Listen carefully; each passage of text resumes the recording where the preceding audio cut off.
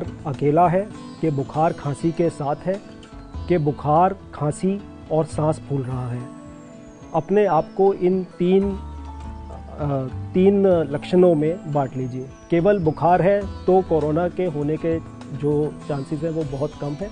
इसके लिए घर में रुके, एक नॉर्मल पैरासीटामोल की गोली आप खा सकते हैं, पानी ज़्यादा पीजिए और कोशिश करिए कि लोगों से ज़्यादा ना मिलें। 1 मीटर का जो डिस्टेंस बताया गया है उससे दूरी रखें।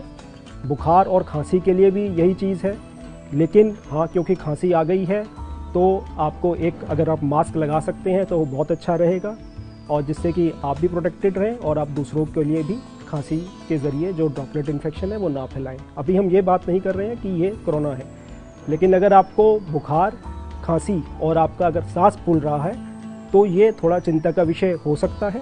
इसके लिए घबराएं नहीं। सरकार ने एक हेल्पलाइन नंबर दे रखा है 1075। आप वहाँ फ़ोन करें, अपनी तबीयत के बारे में, अपने लक्षणों के बारे में उनसे जिक्र करें, उनको बताएं और वो आपकी तुरंत मदद करेंगे। वो या तो आपके लिए एम्बुलेंस या जो भी सेवाएं होंगी तुरंत उपलब्ध कराएंगे। आपको स्वयं अस्पताल उसी वक्त जाने की आवश्यकता नहीं।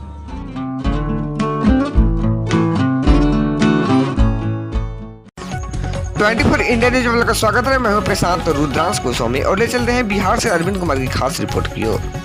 गरीबों तक राशन से लेकर प्रदेश से घर बुलाने के काम में लगे हैं चांद बाबू। कल्याणपुर विधानसभा के राजद नेता मोहम्मद बदिउज्जमा उर्फ चांद बाबू विधानसभा वासियों के लिए मसीहा बनकर उभरे हैं।